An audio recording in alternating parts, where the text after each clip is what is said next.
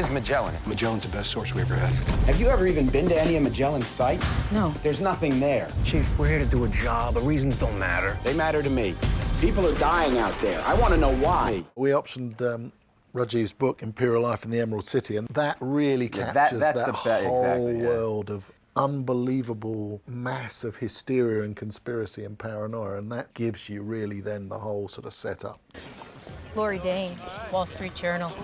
How's it going? You know, we haven't found yet. They all went and sat in Saddam's palaces, which were all, you know, half blown to pieces, in the middle of this really badly up oasis in the middle of Baghdad. And Rajiv's book kind of gave you that unbelievable world of kind of the swimming pool with everybody hanging out by the pool and drinking beer. Oh, come on. You come in fresh off the field to have a lemonade with Martin Brown? Something's got to be going on. Some of the research notes that Michael Bronner put together, there was one group that had kind of fought their way in. They were asked to go to the green zone and they couldn't. They just couldn't. The guy's quote was, "I've been in a hole for 3 months out in the desert and these guys are eating pizza." What do you think you're doing here, Miller? You're off reservation for a reason. What is it? I came here to find weapons and save lives. There's so many effects in the movie. The computer work, which obviously had no sense on the set, it felt like surely somebody must have shot all this footage during the invasion, because it feels like Iraq. It's all of the iconic imagery that I remember from that time. I don't want to sound overblown here, but it's a reason to go to the movies, to tell big stories on a big canvas like this, because you really feel like somehow he was there when they invaded. Didn't you have someone ask you how you got permission to fly over? That Yeah, one helicopter shot? Yeah, that's right.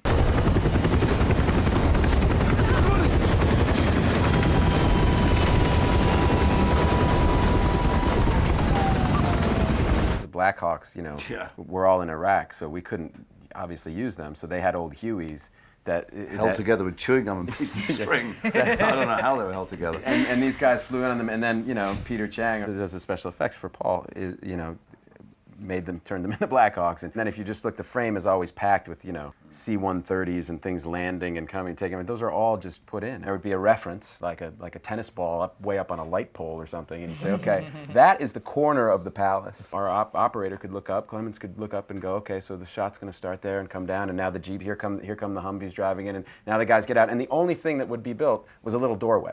And we'd walk in the doorway, and you know, when you see the movie, you think we're there. My keeps turning like Russian roulette. Thoughts are like bullets. I cannot hold this. You're my prisoner. I'm bringing you in. This film's actually rather good for your stomach muscles. You know those machines you can hook up that tense you 1,000 times a minute? I had that for 2 hours. If nothing else works, it's really good for your abs. Because I lost weight. We'll be hawking it up. I was a day away from giving birth the first time I saw it. I thought I might have that child during that film. She was kicking and screaming. I went into labor. I went to labor, yeah.